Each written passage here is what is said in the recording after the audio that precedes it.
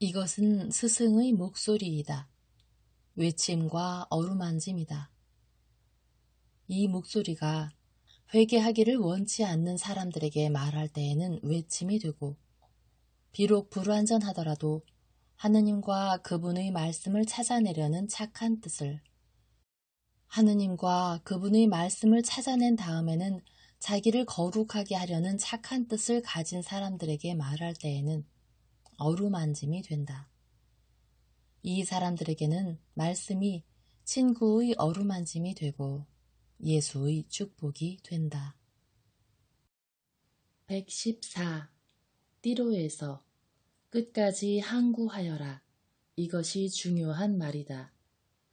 1945년 8월 12일 아침 이른 시간에 예수께서 해안에 있는 어떤 도시에 이르신다. 배 4척이 예수의 배를 따라온다. 도시는 마치 지협에 건설된 것처럼, 아니 오히려 마치 좁은 지협이 바다 위에 나타나는 부분을 해안에 있는 부분에 연결하는 것처럼 바다 위로 이상하게 툭 튀어나왔다. 바다 쪽에서 보면 이 도시는 머리는 물결 위로 뻗고 뿌리는 해안에 받고 있는 어마어마하게 큰 버섯과 같다. 지협이 그 대가 된다. 지협의 양쪽에 항구 둘이 있다. 하나는 그러니까 북쪽에 있는 것은 덜 막혀 있고 작은 배들이 가득 차 있으며, 남쪽에 있는 또 한 항구는 방파제가 더 잘 되어 있고 큰 배들이 들어오기도 하고 나가기도 한다. 저기로 가야 합니다. 하고 이사학이 작은 배들이 있는 항구를 손가락으로 가리키며 말한다. 어부들이 저기 있습니다. 그들은 섬을 돌아간다. 그래서 나는 지협이 인공적인 것으로 섬을 무태 연결하는 일종의 거대한 제방이라는 것을 알아차리게 되었다. 옛날에는 어렵지 않게 건설하였었다. 이 공사와 항구에 있는 배들의 수를 보고 나는 이 도시가 얼마나 부유하고 상업이 번창하였는지 추론한다. 도시 뒤로는 평야지대를 지나 보기 좋은 작은 야산들이 있고 매우 멀리에는 대헤르몬산과 레바논 산맥이 보인다. 그래서 나는 이 도시가 레바논에서 본 도시 중에 하나라는 결론도 내린다. 예수의 배는 지금 북쪽 항구의 정박지에 이르고 있는 중이다. 배를 바닷가에 가까이 대지 않고 노를 저어서 앞으로 뒤로 천천히 가다가 마침내 이사학이 찾는 사람들을 발견하고 큰 소리로 부른다. 그러니까 아름다운 어선 2척이 앞으로 나아오고 뱃사람들은 제자들이 탄 더 작은 배들 위로 몸을 구부린다. 여보시오, 선생님이 우리와 같이 계시오. 선생님의 말씀을 듣고 싶으면 오시오. 선생님은 오늘 저녁 시카미논으로 돌아가십니다. 하고 이사학이 말한다. 곧 가겠습니다. 어디로 갑니까? 우선 조용한 곳으로 갑시다. 선생님은 띠로에도 내리지 않으시고 해안 도시에도 내리지 않으시오. 배에서 말씀하실 거요. 그늘지고 바람 없는 곳을 택하시오. 우리 뒤에 있는 바위들 쪽으로 오세요. 조용하고 그늘진 작은 만들이 여럿 있어요. 여러분들이 무태 내릴 수도 있습니다. 일행의 더 북쪽에 바위들이 오목하게 들어간 해안은 해를 가린다. 조용한 곳이다. 거기에는 갈매기와 산비둘기들만이 살고 있다. 그놈들이 나와서 바다 위를 급습하고는 큰 소리를 지르면서 바위 틈에 있는 둥지로 돌아온다. 그러나 다른 배들이 지휘하는 배들과 합쳐져서 하나의 아주 작은 소선대를 이룬다. 이 손바닥만한 만 안쪽에는 좁은 해변, 즉 해수욕장 비슷한 곳이 있다. 조약돌이 깔린 좁은 공간이다.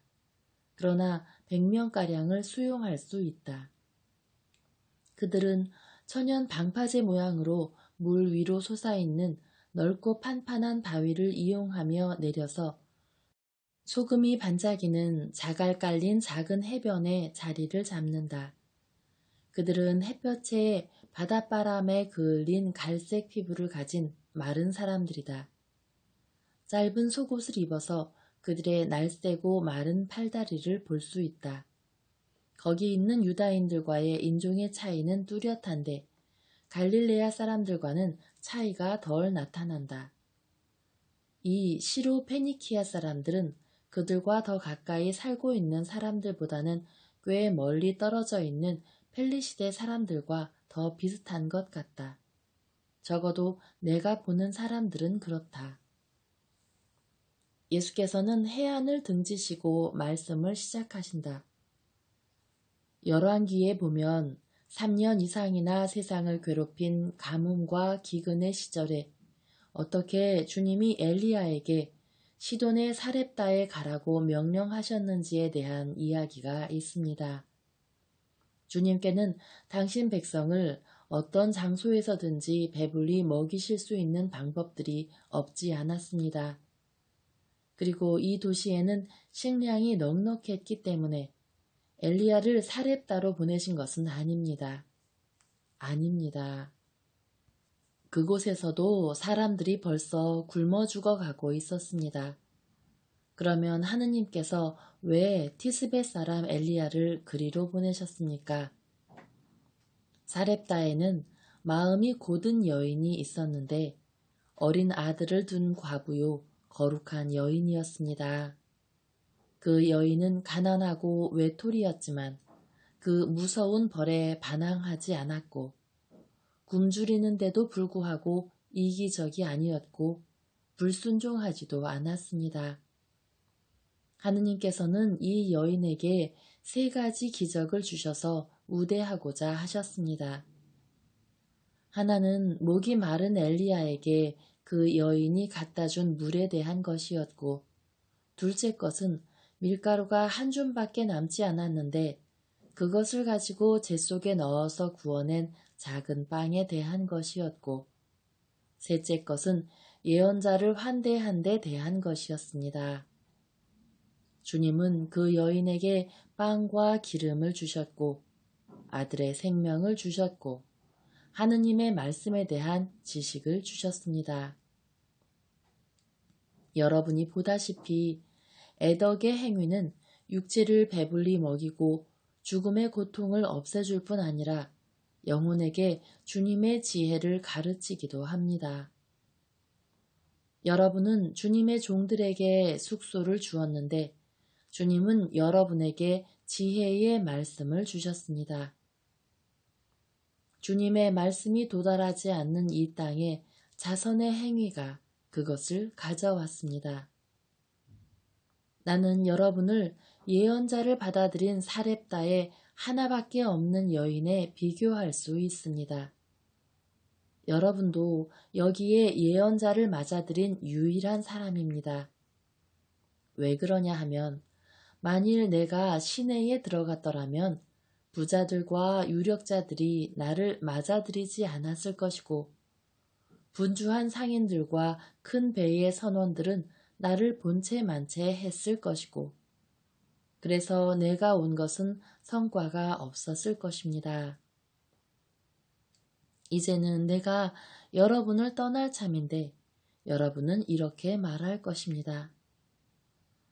아니 우리가 뭐란 말이야. 몇 명 안 되는 사람뿐이야. 우리가 가진 게 뭐야. 가진 거라곤 지혜 아주 조금뿐이야 하고. 그러나 나는 여러분에게 이렇게 말합니다. 나는 구세주를 전하라는 책임을 주고 여러분을 떠납니다 하고. 나는 예언자 엘리야가 한 말을 되풀이하면서 여러분을 떠나겠습니다. 더 너그럽게 나누어 주실 분이 오실 때까지 항아리의 밀가루가 떨어지지 않을 것이고 기름이 없어지지도 않을 것입니다. 여러분은 벌써 그 일을 했습니다. 여기에는 가르멜산 너머에서 와서 여러분과 섞인 페니키아 사람들이 있으니까 말입니다. 이것은 다른 사람들이 여러분에게 말한 것과 같이 여러분도 말했다는 표입니다. 여러분이 보다시피 한 줌밖에 없는 밀가루와 한 방울밖에 없는 기름이 떨어지지 않고 오히려 끊임없이 더 많아졌습니다. 계속해서 더 많아지게 하시오. 그리고 여러분이 이 일을 할 능력이 없다고 느끼는데 하느님께서 이 일을 하라고 여러분을 뽑으신 것이 이상하게 생각되면 이렇게 큰 신뢰의 말을 하시오. 저는 하느님의 말씀을 믿고 말씀하시는 대로 하겠습니다 하고, 선생님, 그렇지만 저희가 저 이교도들과 어떻게 처신해야 합니까? 저희는 그 사람들을 고기잡이를 통해서 합니다. 같은 일로 일치해 있는 것입니다. 그러나 다른 사람들은 어떻게 합니까? 하고 어떤 이스라엘 어부가 묻는다. 같은 일로 우리가 일치해 있다고 당신이 말했지요. 그렇다면 같은 기원에서 왔다는 사실도 일치시켜야 되지 않겠어요? 하느님께서는 이스라엘 사람들과 페니키아 사람들을 모두 창조하셨습니다. 사론 평야의 사람들이나 상부 유다의 사람들도 이 해안의 사람들과 다르지 않습니다. 낙원은 모두 인간 자손을 위한 것이었습니다. 그리고 사람의 아들은 모든 사람을 천국으로 데려가려고 왔습니다. 하늘을 얻고 아버지께 기쁨을 드리는 것이 목적입니다. 그러므로 여러분은 같은 길에서 서로 만나 여러분이 일 때문에 서로 사랑하는 것과 같이 영적으로 서로 사랑하시오. 이사학이 저희들에게 많은 말을 해주었습니다. 그러나 저희들은 거기 대해서 더 많이 알고 싶습니다. 이렇게 멀리 떨어져 있는 저희들 몫으로 제자 한 사람을 주실 수 있습니까? 선생님, 엔도리에 유한을 보내십시오. 그 사람은 매우 능력이 있고 또 이교도들과 사는 것이 습관이 되어 있으니까요. 하고 가리오 사람 유다가 암시한다. 아니다. 요한은 우리와 함께 있어야 한다. 하고 예수께서 단호하게 대답하신다. 그리고 어부들에게로 몸을 돌리시고 자주족의 자비가 언제 끝납니까? 하고 물으신다. 가을의 폭풍 때에 끝납니다. 그 다음에는 이곳 바다가 너무 너울집니다. 그때에는 시카미논으로 돌아갑니까? 그곳과 가이사리아로 돌아갑니다. 저희들은 로마인들에게 많이 팔거든요. 여러분은 그때 제자들을 만날 수 있을 것입니다. 그동안 꾸준히 계속하시오. 제 배에는 제가 받아들이려고 하지 않았는데 선생님의 이름으로 온다고 하면서 온 사람이 하나 있습니다. 아스칼론의 나이 어린 어부입니다. 그 사람은 배로 갔다가 새파랗게 젊은 사람을 데리고 돌아오는데 젊은이는 이렇게까지 친절한 대우를 받게 된 것을 매우 부끄러워한다. 사도 요한이 그를 알아본다. 선생님, 이 애는 저희들에게 생선을 준 아이들 중에 하나입니다. 그러면서 인사를 하려고 일어선다. 헤르마스테야, 너 왔니? 혼자 왔어? 혼자 왔어요. 가파르나움에서는 부끄러웠어요. 저는 바라면서 해변에 혼자 남아 있었어요. 바라다니? 뭘? 아저씨의 선생님을 보는 걸요. 그런데 내 선생님이 아직 네 선생님은 아니란 말이냐? 얘야, 왜 아직 주저하는 거냐? 너를 기다리시는 빛으로 은어라. 선생님이 너를 어떻게 살펴보시며 미소 짓고 계신지 봐. 제가 어떤 대우를 받을까요? 선생님, 저희에게로 잠깐 오십시오. 예수께서 일어나셔서 요한 있는 데로 가신다. 얘는 외국인이기 때문에 감히 오지를 못한답니다. 내게는 외국 사람은 없다. 그래, 네 동무들은 너희들은 많지 않았느냐? 불안해하지 말아라. 오직 너만이 끝까지 꾸준할 줄을 알았다. 너 하나 때문에라도 나는 기쁘다. 나하고 같이 가자. 예수께서는 새로 얻은 제자와 같이 당신 자리로 돌아오신다. 그래, 이 아이는 엔도르의 요한에게 맡기자 하고 가리옷의 유다에게 말씀하신다. 그리고 나서 모든 사람에게 말씀하신다.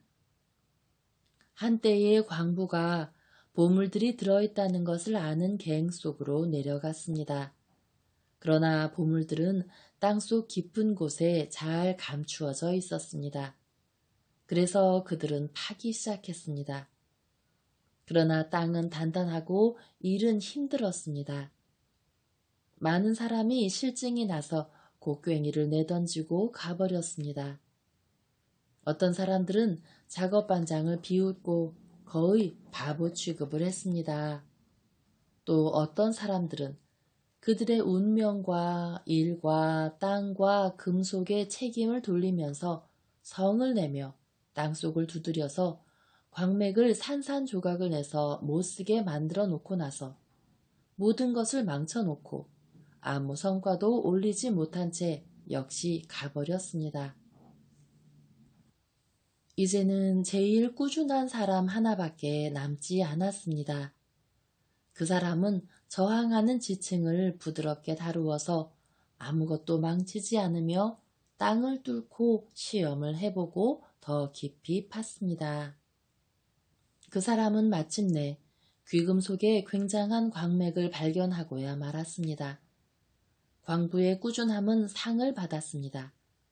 그리고 그는 자기가 발견한 그 매우 순수한 금속을 가지고 많은 일을 시작해서 많은 영광과 많은 단골을 얻을 수 있었습니다. 게으르거나 성을 잘 내는 다른 사람들은 아무것도 얻지 못한 곳에서 오직 꾸준함만으로 발견할 수 있었던 그 금속을 모든 사람이 원했기 때문입니다.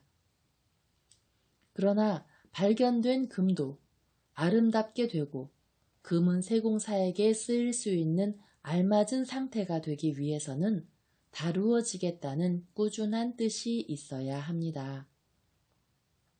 만일 금이 발견되는 첫 번째 수고가 있은 다음 어려운 일을 겪기를 원치 않으면 자연 그대로 있을 것이고 가공을 할 수 없을 것입니다. 그러므로 여러분은 처음 열정만으로는 사도로도 제자로도 신자로도 성공하는데 충분하지 못하다는 것을 알 것입니다. 끝까지 항구해야 합니다.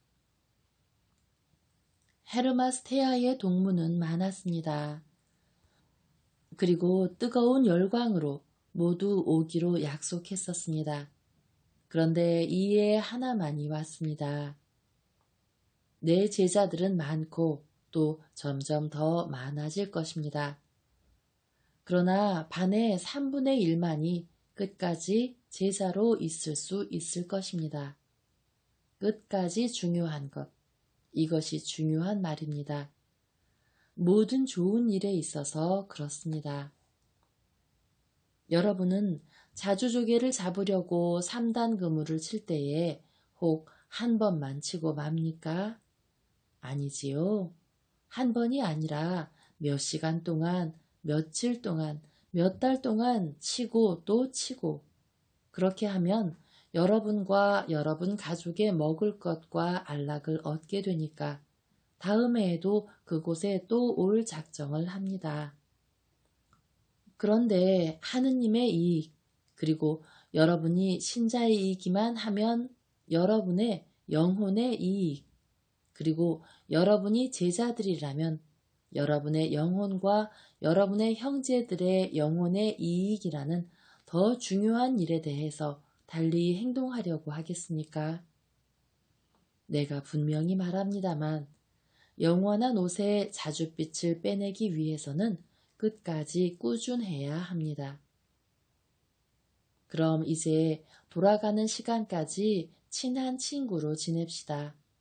그래야 우리가 서로 더 잘 알게 될 것이고 서로 쉽게 알아보게 될 것입니다. 그래서 그들은 바위가 많은 작은 만에 흩어진다.